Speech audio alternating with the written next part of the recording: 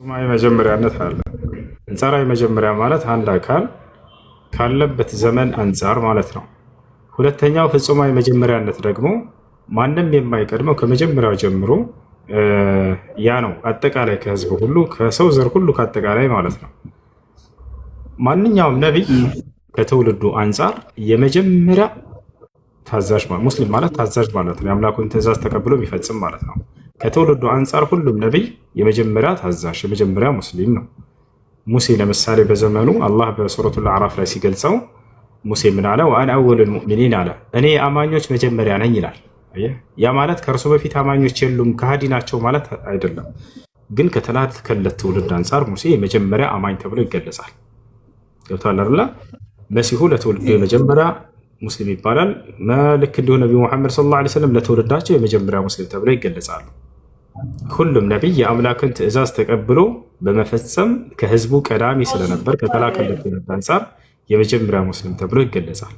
ነቢዩ ሰለላሁ ዐለይሂ ወሰለም ከትውልዳቸው አንጻር የመጀመሪያ አምላክን ትእዛዝ ተቀብለው የፈጸሙ ናቸውና የመጀመሪያ ሙስሊም ተባሉ። ነቢይን ቀድሞ የአምላክን ትእዛዝ ተቀብሎ የሚፈጽም ማንም የለም አይደለ? ያ ነቢይ ከሚላክለት ትውልድ አንጻር ይነገርለታል። ምን ይባላል? አንተ የመጀመሪያ ሙስሊም ነህ ይባላል። ከማን አንጻር? ከተላከለት ትውልድ አንጻር። ገብቶሃል አይደል? ታዲያ የመጀመሪያው ሙስሊም በዚህ ከትውልድ አንጻር ከአንጻራዊ መጀመሪያነት ሁሉም ነቢይ የመጀመሪያው ሙስሊም ከተባለ ከትውልድ አንጻር ፍጹማዊ መጀመሪያነትን ስንመጣ ደግሞ የመጀመሪያው ሙስሊም ከትውልድ ሁሉ ማን ነው ከተባለ አዳም ነው። አዳም የመጀመሪያው ሙስሊም ብቻ ሳይሆን የመጀመሪያው ነብይ ነው። ነቢዩ ሙሐመድ ሰለላሁ ዐለይሂ ወሰለም ሐዲስ ላይ ሲናገሩ ምን አሉ? سئل النبي صلى الله عليه وسلم سأله حذيفة بن اليمان رضي الله عنه قال يا رسول الله صلى الله عليه وسلم هل كان آدم نبيا؟ فقال النبي صلى الله عليه وسلم نعم كان نبيا مكلما أو نبي مكلم ሁዘይፋ ብን ልየማን የተባለ ታላቁ የነቢዩ ሙሐመድ ሰለላሁ ዐለይሂ ወሰለም ሶሐባ እርሳቸውን ሄዶ ጠየቃቸው፣ አንተ የአላህ መልእክተኛ ሆይ ለመሆኑ አዳም ነቢይ ነበርን ሲላቸው፣ አዎ አዳም ነቢይ ነበር፣ ለዚያውም አላህ ያለማንም መካከለኛ በቃሉ ያናገረው ነቢይ ብለው መሰከሩ። ስለዚህ የመጀመሪያው ነቢይ የመጀመሪያው አማኝ የመጀመሪያው የእስልምና ሃይማኖት አስተማሪ ሙስሊም ማን ነው? አዳም ነው። አዳምን አላህ ሱብሓነሁ ወተዓላ የመጀመሪያ ኪዳን ያወረድኩለት እሱ ነው እያለ ይናገራል። ቃለ ሱብሓነሁ ወተዓላ ፊ ሱረት ጣሃ ወለቀድ ዐሂድና ኢላ አደመ ሚን ቀብል ይላል። ሙሐመድ ሆይ ከሁላችሁም በፊት ወደ አዳም ነው መጀመሪያ ኪዳንን ያወረድኩት ይላል። የአምላክ ኪዳን ምንድን ነው? በእርሱና በትውልዱ መካከል ያደረገው ኢስላም ነው። ገብቷል? ኢነ ዲነ ዒንደላሂ ልኢስላም ይላል። ከእኔ ከአምላካቸው ዘንድ ቀጥተኛ ሃይማኖት እስልምና ነው ይላል። በየዘመናቱ ነቢያቶችን ይሄን ኪዳኑን ሲሰጣቸው ጊዜ የመጀመሪያው የኪዳኔ ባለቤት የሰጠሁት አዳም ነው እያለ አላህ በቁርአን ይናገርለታል። ስለዚህ ከትውልዱ አንጻር ሁሉም ነቢያት የመጀመሪያ ሙስሊም የመጀመሪያ ቀዳሚ ተብሎ ይገለጻል። ፍጹማዊ መጀመሪያነት ከትውልድ ከፍጥረት ሁሉ ማን ነው ከተባለ ደግሞ የመጀመሪያ አምላክን ትእዛዝ ተቀብሎ የፈጸመ አዳም ነው። የመጀመሪያው ነቢይም ተደርጎ ከአምላክ ዘንድ ከአላህ ዘንድ የተመረጠ ነው። አላህ ቃል በቃል በቁርአን ላይ ثم اجتباه ربه ይላል። ከዚያም ጌታው አላህ አዳምን መረጥኩት እያለ ይናገራል። የመጀመሪያ የመረጠው መልእክተኛ ሙስሊም አድርጎ የላከው እርሱ ነው። ይህን ይመስላል። ሌላ ጥያቄ አለ? ይሄ ግልጽ ሆኖልኛል። አሁን በአብዛኛው በቁርአን ቦታ የሆነ እንደዚህ አደረግላችሁ ምናምን ብዙ ለአላህ የሚያግዘው እንዳለ ሆኖ እናገራል አላህ ማለት ነው። ቁርአን እኔ ያነባለሁ በአማርኛ ተፍሲር ሲመጣ እሱ ቦታ አይገባኝም ትንሽ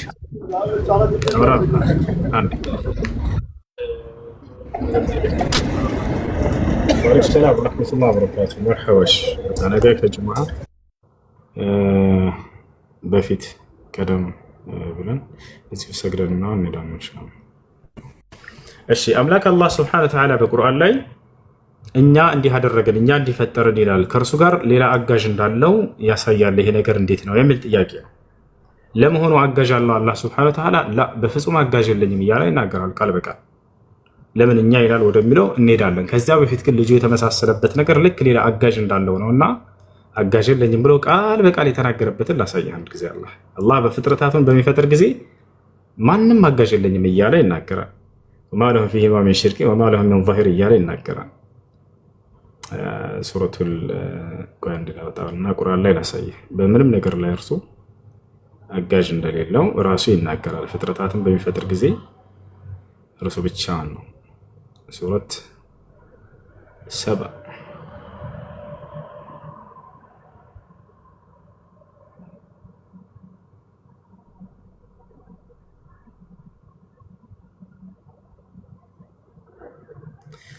አጋርና ለእርሱ ሌላ አጋሮችና አጋዦች አሉት ወይ በስራው ላይ? ያውና እዚህ ጋር ተመልከቱ። ምን ይላል አምላክ አላህ ሱብሓነሁ ወተዓላ? እነዚያን ከአላህ ሌላ አማልክት ብላችሁ የምታስቧቸውን ጥሩ አለ። አያችሁ፣ እርሱ ብቻውን ነው፣ ከእርሱ ውጭ ሌላ ማንም ሌላ አምላክ እንደሌለ እየተናገረ ነው። የምታስቧቸውን ጥሩ፣ በሰማያትም በምድርም ውስጥ የብናኝ ክብደት ያክል ምንንም አይችሉም አለ። ለእነርሱም በሁለቱም ውስጥ ምንም ሽርክ የላቸውም። አየህ፣ ሽርክና የላቸውም። ሽርክና ማለት አጋርነት ማለት ነው። በሰማይም በምድር ውስጥ ምንም ሽርክና ወይም አጋርነት የላቸውም ለእኔ፣ ከእነርሱም ለእርሱ ምንም አጋዥ የለውም በላቸው። አላሁ አክበር። ምንም አይነት እኔ አጋዥ የለኝም እያለ ነው። ሰማይና ምድርን በመፍጠሩ ምንም አይነት ተጋሪም የለኝም አጋዥም የለኝም እያለ አላህ ሱብሓነሁ ወተዓላ ዘግቶታል። ታዲያ ለምንድን ነው እኛ የሚለው? አሁን በደንብ አድርገህ አዳምጠኝ። ኢና ወይንም እኛ የሚለው ቃል እንደ አረበኛ ቋንቋ እንደ አማርኛችንም ራሱ ለሁለት ዓላማ ይውላል። ከሊመት ናሕኑ ዩስተዕመል ፊ ዒባረተይን፣ በሁለት ፍች ይጠቀሙታል ይህን ቃል፣ እኛ የሚለውን ቃል ማለት ነው። አንደኛው ብዙ አካሎች ሆነው ከመካከላቸው አንድን ስራ ሰርተው ብዙ አካሎች ሆነው ሁላቸውም አንድን ስራ ሰርተው ከመካከላቸው አንዱ ወጥቶ ያንን በሚገልጽ ጊዜ የሚገልጽበት የሆነ ቃል ነው፣ የሚጠቀመው ቃል ነው። ለምሳሌ ልስጥህ። ተማሪዎች 50 ተማሪዎች ያሉን በትምህርት ቤት ውስጥ አንድ መምህር የቡድን ስራ ስሩ አላቸው፣ አሳይመንት ስሩ አላቸውና ሰርተው መጡ። 10 ሆነው ሰርተው ከዚያ ከመካከላቸው አንዱ ወጥቶ በሚያቀርብ ጊዜ እኔ የሰራሁት አሳይመንት ሳይሆን የሚለው እኛ የሰራነው አሳይመንት ይላል። ገብታችኋል አይደለ? ምክንያቱም ከእርሱ ጋር ሌሎች አጋሮች ስላሉ 9 አካሎች ስላሉ። ይህ ምን ይባላል? የዚህ አይነቱ እኛነት የብዜት እኛነት ይባላል። ብዙ አካሎች ሆነው አንድን ስራ ሰርተው ከሆነ ከመካከላቸው ወጥቶ በሚያቀርብ ጊዜ ያንን በሚገልጽ ጊዜ እኛ እንዲህ ሰርተን ብሎ የሚናገርበት ይህ የብዜት እኛነት ይባላል። ሁለተኛው እኛነት ደግሞ ምንድነው? የግነት እኛነት ነው። እርሱም ምንድነው? አንድ አካል ብቻውን ሆኖ ሰርቶ ሳለ ሰርቶ ሳለ ይህ አካል እኛ እንዲህ አድርገን ብሎ የሚገልጽበት ነው። ይህ ደግሞ ልቅናውንና ክብሩን ታላቅነቱን ለመግለጽ የሚጠቀምበት እንጂ ብዙ ስለሆነ አይደለም። ገብታችኋል አይደለ? ይህንን የአረበኛ ቃል ፍቺ ቃል በቃል አሁን ማስረጃ ላሳየህ። ለዚህ ለሁለቱ ዓላማ እንደሚውል እኛ የሚለው ቃል አንድ እያወጣሁኝ እያሳየኋቸው ይሆን። ከዚያ በኋላ ታዲያ አላህ የትኛውን ነው የብዜትን ነው የግነትን ያስብበት የሚለውን ደግሞ ራሱን አላህ ሱብሓነሁ ወተዓላ እንጠይቀዋለን። በቁርአን ላይ ይመልስልናል። ራሱ ለመሆኑ ብዜት አለህ ወይ እንላለን። አብሽር። አሁን ይሄ ቃል እኛ የሚለው ለስንት ዓላማ እንደሚውል ከማስረጃ ጋር ላሳያችሁ።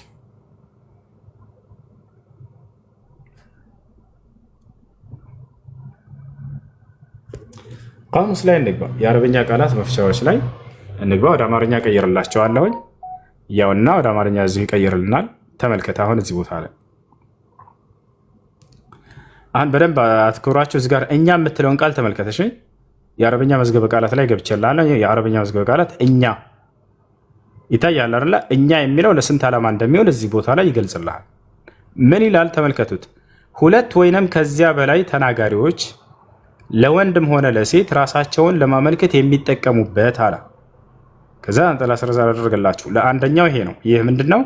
ሁለት ወይንም ከዚያ በላይ ለሆኑ አካሎች ለወንድም ሆነ ለሴት የሚጠቀሙበት የሆነ ቃል ነው ካለ በኋላ ሁለተኛው ደግሞ ለምን ይውላል? እና ታላቅነትን ለመግለጽ ሲፈልጉ በአንድ ሰው ጥቅም ላይ ሊውል ይችላል አለ። አንድ ሰው ታላቅነቱን፣ ክብሩን፣ ልቅናውን ለመግለጽ እኛ ብሎ ሊጠቀምበትም ይችላል። አያችሁ አይደለ? ሁለተኛነት አለ። አንደኛው ምንድነው? የብዜተኛነት ነው። ሁለትና ከዚያ በላይ ሆኖ የሚናገሩት ቃል ነው እኛ ይላሉ። ልክ እንዲሁ አንድ አካል ታላቅነቱን፣ ክብሩን ለመግለጽ እኛ ብሎ የሚገልጽበት የሆነ ቃል ነው ማለት ነው። አሁን ቀጥታ ይህንን መሰረት ካወቅንና ከተረዳን እኛ የሚለው ቃል ለሁለት ዓላማ እንደሚውል ከተረዳን ታዲያ አላህ የትኛውን አስቡበት ነው ወደሚለው እንምጣ። አላህ ሱብሓነሁ ወተዓላ በብዜት ደረጃ ሲገልጽ ስለ ራሱ ስናየው ጊዜ እኔ አንድ ብቻ ነኝ ብሎ ይዘጋዋል። ማስረጃ ከተባለ ቁል ሁወ አላሁ አሐድ፣ እኔ አላህ አንድ ነኝ በላቸው እያለ ይናገራል። በል እርሱ አላህ አንድ ነው ይላል። ወኢላሁኩም ኢላሁ ዋሒድ ይላል በሱረቱል በቀራ ላይ። ላ ኢላሃ ኢላ ሁወ አርረሕማኑ ረሒም፣ አምላካችሁ እርሱ አላህ አንድ ብቻ ነው፣ ከእርሱ በስተቀር ሌላ ማንም አምላክ የለም በላቸው፣ እርሱም የአዛኞች ሁሉ አዛኝ ነው ይላል። እሺ አሁን ደግሞ ከፍ ልበል እስኪ እናድርገው ጥያቄው። ምናልባት ሁለት ሊሆን ይችላል እንዴ ብሎ ለሚያነሳ ሰው ሊኖር ይችላል አይደለ? ሁለትንም አንስቶ አይደለሁም በፍጹም ብሎ አላህ ደግሞ ዘግቶታል። የሚገርማችሁ በሱረቱ ነህል ላይ ምን ይላል? ወቃለ አላሁ ላ ተተኺዙ ኢላሀይን ኢስነይን ኢነማ ሁወ ኢላሁ ዋሂድ፣ ሁለት አድርጋችሁ አትያዙኝ እኔ አንድ አምላክ ብቻ ነኝና አለ። ገብቶሻል? እሺ ሶስትስ ሊሆን ይችላል ወይ የሚለውን የምናንሳ እስኪ ከፍ ብለን። አላህ አሁንም ሶስት አትበሉኝ እኔ አንድ ብቻ ነኝ ብሎ ዘጋው። የቱ ጋር ይገኛል? ሱረቱ ኒሳ የመጨረሻው ገጽ ላይ ወላ ተቁሉ ሰላሳ ኢንተሁ ኸይረን ለኩም ኢነማ አላሁ ኢላሁ ዋሂድ አለ። ሶስት አትበሉኝ ከዚህ ንግግር ተቆጠቡ፣ እንዳውም እኔ አንድ አምላክ ብቻ ነኝና አለ። አያርለ ስለዚህ በብዜት ደረጃ ሊሆን ይችላል የሚለውን በሮች እንዳለ እያንዳንዳቸውን እያንኳኳ ዝግትግት አድርጓቸዋል። እኔ አንድ ብቻ ነኝ፣ ሁለትም አይደለሁም፣ ሶስትም አይደለሁም፣ ከአንድ በላይ አይደለሁም ብሎ ዘግቶታል። ስለዚህ ምን ለመግለጽ ነው ከተባለ ክብርና ልቅናውን ለመግለጽ እኛ እያለ እየተናገረ እንጂ አላህ ሱብሓነሁ ወተዓላ እርሱ ብዜት ኑሮት አይደለም። አይ አጋሽ ኑሮት ሊሆን ይችላል ያልከውንም ቃል በቃል እንዳሳየሁህ ሰማይና ምድር በመፍጠሩ ላይ ምንም አጋዥ የለኝም እያለ ቃል በቃል ይናገራል። ይህ ነው እና ሌላው እንድታውቁ የምፈልገው ነገር እዚህ ጋር የምጨምርላችሁ ነገር ምንድን ነው? አላህ በቁርአን ላይ ስለ ማንነቱ ሲናገር እኛ አይልም በፍጹም። አያችሁ አይደለ? ስለምንድን ነው እኛ የሚለው? ስለሰራቸው ድንቅ ስራዎችና ስለፈጠራቸው ፍጥረታዎች ስለዋላቸው ጸጋዎች ብቻና ብቻ ነው። ስለ ማንነቱ ሲናገር እኛ ቢኖሩ የዛኔ ከአንድ በላይ ነው ብንል ራሱ ያስኬዳል። ስለ ማንነቱ ሲናገር ግን በአንድ በነጠላ ነው የሚናገር። የሚገርማቸው ለምሳሌ እንሂድ ሱራ ጣሃ ላይ አላህ ሱብሓነሁ ወተዓላ ቁጥር 14 ላይ ምን ይላል? ኢነኒ አነላህ ላ ኢላሃ ኢላ አነ ፈዕቡድኒ ወአቂሚ ሰላተ ለዚክሪ ይላል። ይህ ስለ ማንነቱ እየነገረ ነው። እኔ አላህ ነኝ አለ። ከእኔ በስተቀር ሌላ ማንም የምልክ አምላክ የለም አለ። እኛ አላህ ነን አይልም በፍጹም በቁርአን ላይ። ስለ ማንነቱ ሲናገር እኔ አላህ ነኝ፣ ከእኔ ከአላህ በስተቀር ሌላ ማንም አምላክ የለም፣ እኔንም በብቸኝነት ተገዛኝ ይላል። በሱራ ያሲን ላይ ምን ይላል? አለም አዕሀድ ኢለይኩም ያ በኒ አደም አን ላ ተዕቡዱ ሸይጣን ኢነሁ ለኩም ዐዱውን ሙቢን ወአን ዕቡዱኒ ሃዛ ሲራጡን ሙስተቂም አለ። እኔም በብቸኝነት ተገዙኝ፣ ይህ ነው ቀጥተኛው መንገድ አለ። ገብቶሻል አይደል? በሱረቱል ዐንከቡት ላይ አላህ ሱብሓነሁ ወተዓላ ምን ይላል? ያ ዒባዲየ አለዚነ አመኑ ኢነ አርዲ ዋሲዐ ፈኢያየ ፈዕቡዱን አለ። እናንተ ያመናችሁ ባሮቼ ሆይ ምድሬ ሰፊ ናች፣ ብትፈልጉ ደስ ወዳላባችሁ ቦታ ሄዳችሁ ተሳዳችሁ እኔም በብቸኝነት ተገዙኝ ይላል። ወኢያየ ፈርሀቡን ይላል ሱረቱል በቀራ ላይ፣ እኔም ብቻ ፍሩኝ። ወኢያየ ፈተቁን ይላል እዛው ላይ፣ እኔም ብቻ ፍሩኝ እያለ ይናገራል። ስለ ማንነቱ ሲናገር እኔ ብቻ ነው የሚለው። አያችሁ አይደል? እኛ አይልም። ስለዋላቸው ጸጋዎች፣ ስለፈጠራቸው ፍጥረታቶች፣ ስለሰራቸው ድንቅ ስራዎች እኛ የሚለው በስራዎቹ ላይ ክብርና ልቅና ለመግለጽ እንጂ ስለ ማንነቱ ሲናገር እኛ ብሎ አላህ ሱብሓነሁ ወተዓላ አይናገርም ማለት ነው። ይህን ይመስላል። ሌላ ጥያቄ ያለው ካለ መጠየቅ ይችላል። ተመልሶልኛል። ምንም አልገባለኝ የነበረው ያው እኛ የሚለውና መሐመድ የመጀመሪያ ሙስሊም ነኝ የሚለው ነው። እሱ ነበር። ተመልሶልኛል። ሌላ ደግሞ አንድ አባት እናቱና ሙስሊም ሆኖ አንድ ልጅ ሲወለድ ሻሃዳ ይዛል። ድጋሚ ጥያቄ እንቅርታ። አንድ ሰው ምንድን ያልከው? ለምሳሌ አባት እናቱ ሙስሊም ናቸው። ልጁ ሲወለድ ሻሃዳ ይዛል። የእስልምና መነሻ ሻሃዳ ነው። ሻሃዳ አይዝም ይልሽ።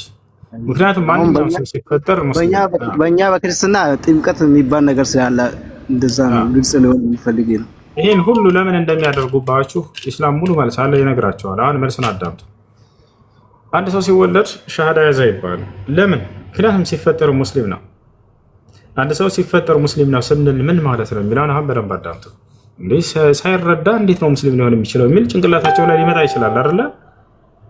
ይህን ነገርም መልስላቸዋለሁ። እንዴት ነው ሙስሊም ነው አንድ ሰው ሲፈጠር ሲል ምን ለማለት ተፈልጎበት ነው የሚለውን ከማስረጃ ጋር እያወጣ አሳያቸዋለሁ። አምላክ አላህ ሱብሓነሁ ወተዓላ በሱረቱ ሩም ምዕራፍ 30 ቁጥር 30 ላይ ሲናገር ምን አለ? ፈአቂም ወጅሀከ ሊዲን ሐኒፋ ፊጥረተ ላሂ አለቲ ፈጠረ ናስ ዐለይሃ ላ ተብዲለ ሊኸልቂላሂ ዛሊከ ዲኑል ቀይም ወላኪነ አክሰረ ናስ ላ ያዕለሙን አለ። የሰው ልጆች ሆይ ለቀጥተኛው ሃይማኖት ለእስልምና ብቻ ፊታችሁን አዙሩ፣ ወደ ሌሎች ሃይማኖታችሁን ፊታችሁን አታዙሩ። እኔ ሰዎችን ሁሉ ስፈጥራቸው ጊዜ የፈጠርኩባቸው ሃይማኖታቸው ሲሆን እርሱም አለ ምን አለ? ሰዎችን ሁሉ የፈጠርኩባቸው የተፈጥሮ ሃይማኖታቸው ነው ብሎ እስልምናን ገለጸው። እንዴት ሊሆን ይችላል? የተፈጥሮ ሃይማኖታችን ነው ማለት ነው። እንዴት ነው በዚያ ላይ ተፈጠረ ማለት የምንችለው? ወደዚህ ከመሄዳችን በፊት ሌላ የአሁኑን የሚመስሉ ማስረጃችን ልስጣቸው። አላህ በሌላ ማነው ነቢያችን ሰለላሁ ዐለይሂ ወሰለም ምናሉ ሐዲስ ላይ ማ ሚን መውሉድን ኢላ ወዩለዱ ዐለል ፊጥራ ፈአበዋሁ ዩሀውዳኒሂ አው ዩነስራኒሂ አው ዩመጅሳኒሂ አሉ። ማንም የሚወለድ ህፃን የለም በሚወለድ ጊዜ ሙስሊም ሆኖ የሚወለድ ቢሆን እንጂ፣ ነገር ግን ከዚያ በኋላ ወላጆቹ ወዳሉበት እምነት ያጠምቁታል አሉ። ክርስቲያኖችን ከሆኑ ወደ ክርስትና፣ አይሁዶችን ከሆኑ ወደ አይሁድነት፣ ሁሉም ወዳለበት ልጁን እምነቱን ይቀይሩባቸዋል ብለው ተናገሩ። አላህ ስብሓነሁ ወተዓላ በሐዲስ አልቁድሲ ላይ በነቢ ሰለላሁ ዐለይሂ ወሰለም አንደበት ላይ ሲናገር ምን አለ? ቃለ ነቢዩ ሰለላሁ ዐለይሂ ወሰለም ቃለ አላሁ ተዓላ ያዕኒ ፊል ሐዲስ አልቁድሲ ኢኒ ኸለቅቱ ዒባዲ ሑነፋ ፈጅታለትሁም ሸያጢን። አምላክ አላህ ሲናገር ምን አለ? እኔ ባሮቼን ሁሉ በእኔ መንገድ ቀጥ አድርጌ ነው የፈጠርኳቸው። ከዚያም በኋላ ግን የሰይጣንን መንገድ የሚከተሉ ሰዎች ወይንም ሰይጣናት እነርሱን አሳተቻቸው፣ አጣመመቻቸው እንጂ ብሎ ተናገረ። እሺ የሰው ልጅ በእስልምና መንገድ ላይ ነው የተፈጠረው ሲፈጠር ሲባል ምን ለማለት ነው ወደሚለው እንምጣ። እኛ ሰዎች የሁለት ነገር ቅይጦች ነን፣ ውህዶች ነን። አንደኛ ስጋ አለን፣ ሁለተኛ ነፍስ አለን አይደል? አዎ ስጋ አለን፣ ነፍስ አለን። መቼ ነው ነፍሳችን የተፈጠረችው? ስጋችንስ መቼ ነው የተፈጠረው? ስጋችን የተፈጠረው ያለምንም ጥርጥር በእናቶቻችን ማህፀን ውስጥ ነው። ከዘር ፈሳሽ ጠብታ ይጀምራል። ከዛ የረጋ ደም ይሆናል። ከዛ የተላመጠ ስጋ፣ ከዚያ አጥንት፣ ከዛ ስጋ ይለብሳል። ከዚያ በኋላ ሰው እንሆናለን። አያችሁ አይደለ? ነፍሳችን ግን ቀድማ ተፈጥራለች። ነፍሳችን ቀድማ ተፈጥራለች። መቼ ነው የተፈጠረችው? አዳም በተፈጠረበት ጊዜ የዛኔ ነው የተፈጠረችው። የእያንዳንዱ የአዳም ልጆች ሁሉ ነፍስ ሰማይ ምድር ከመፈጠራቸው ማነው አዳም ገና እንደተፈጠረ ወዲያው የዛኔ ተፈጥሮ ተጨርሰዋል። ገብታችኋል አይደል? ይህን ነቢያችን ሰለላሁ ዐለይሂ ወሰለም ሐዲስ ላይ ይናገራሉ። አላህ ሱብሓነሁ ወተዓላ በቁርአን ላይ ይናገራል። እስከ ዘመኑ ፍጻሜ ድረስ የሚፈጠሩ ሰዎች ሁሉ እንዳለ እንትን ተብለዋል፣ ተፈጥረው ተጨርሰዋል። ነፍሳቸው ቀድሞ ተፈጥሯል። ገብታችኋል አይደል? መቼ? አዳም በተፈጠረበት ጊዜ። የዛኔ ነፍሳችን በተፈጠረችበት ጊዜ አዳም በተፈጠረ ጊዜ ወዲያው አምላክ አላህ ሱብሓነሁ ወተዓላ ነፍሳችንን ሁሉ ፈጥሯት ከጨረሰ በኋላ ከፊት ለፊቱ አቆሞ እያንዳንዳችን ሁላችንንም ፊ ዓለም አልአርዋህ ገና ሩሓችን መንፈሳችን እንደተፈጠሩ ይህን ቃል አናግሮናል። አለስቱ ቢረቢኩም አለን፣ እኔ ጌታችሁ አምላካችሁ አይደለሁምን? ቃሉ በላ፣ አዎ በእውነትም ጌታችን ነህ ብለው መስክረዋል እያንዳንዱ የአዳም ልጆች። ስለዚህ በጌታቸው በአላህ ስብሐነሁ ወተዓላ ያመኑ ሙስሊሞች ሆነዋል ቀድሞ ገና ሲፈጠሩ ነፍሳቸው። ያን ለምን ረሳን? ለምን አላስታወስንም? ያ ሌላ ጥያቄ ነው፣ ወደ እርሱ እንመጣለን። አላስታወስክም ማለት አንድ ነገር ያ ነገር አልተከሰተም ማለት አይደለም። የዛሬ 10 ዓመት ቀለል እናድርገውና የሆነ ሰው መንገድ ላይ ሰላም ነው እንዴት ነህ አላችሁ። ከ10 ዓመት በኋላ መጣና ዛሬ እንዴት ነህ? ከዚህ በፊት እኮ ተገናኝተን ከ10 ዓመት በፊት ይልሃል። ኧረ አላስታወስኩም አልከው። አንተ ረሳህ ማለት አልተገናኛችሁም ማለት ነው? ላ ተገናኝታችኋል። መርሳት የሰው ልጅ ባህሪ ነውና ረስተሃል። ለዚህ ማስረጃ አለው። አሁን ለምትናገረው ቀድሞ ነፍሳችን እንደተፈጠሩና እንዳመንን ሙስሊሞች እንደሆነን አዎ በሱረቱል አዕራፍ ላይ አላህ ሱብሓነሁ ወተዓላ ሲናገር ምን አለ? ወኢዝ አኸዘ ረቡከ ሚን በኒ አደመ ሚን ዙሁሪሂም ዙርየተሁም ወአሽሀደሁም ዐላ አንፉሲሂም አለስቱ ቢረቢኩም ቃሉ በላ ሸሂድና አን ተቁሉ የውመል ቂያመቲ ኢና ኩና ዐን ሃዛ ጋፊሊን። አላህ ሱብሓነሁ ወተዓላ ከአባታችን ከአዳም ጀርባ ነፍሳችንን ሁሉ ካስገኘ በኋላ እኔ ጌታችሁ ነኝ እመኑ ብሎ እንዳሳመነን አሁን ላሳያችሁ ማስረጃ አውጥቼ ማስረጃ ያሳያችሁ። በነፍስ ደረጃ ነፍሳችን እንደተፈጠረች ማለት ነው ቀድማ። የዛኔ ሁላችንም አምነናል። እስላም ብሎ ማለት በአንድና ብቸኛ በሆነው በአምላክ በአላህ ያመነ ማለት ነው። ቃል በቃል በዚያ ላይ ምን ብሎናል? እኔ ጌታቸው አይደለሁምን? አዎ አቤቱ ጌታችን ነህ ብለን ሁላችንም መስክረናል። ማስረጃ ያሳያችሁ። ስለዚህ ሰው ሲፈጠር ቀድሞ ሙስሊም የሚባለው ከዚህ አንጻር ነው። ላሳያችሁ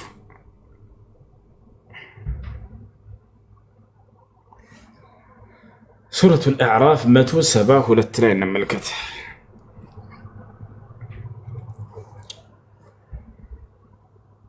ሱረቱል አዕራፍ 172 ነዓም አዕራፍ ያን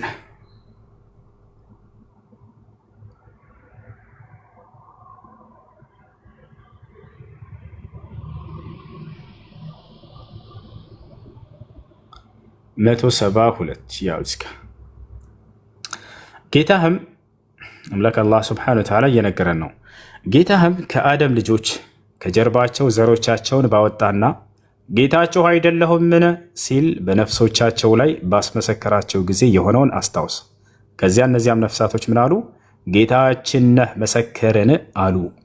በትንሣኤ ቀን ከዚህ ኪዳን ዘንጊዎች ነን ነበርን እንዳትሉ። አምላክ አላህ ስብሐነሁ ወተዓላ ከነፍሶቻችን ሁሉ ኪዳንን ይዟል።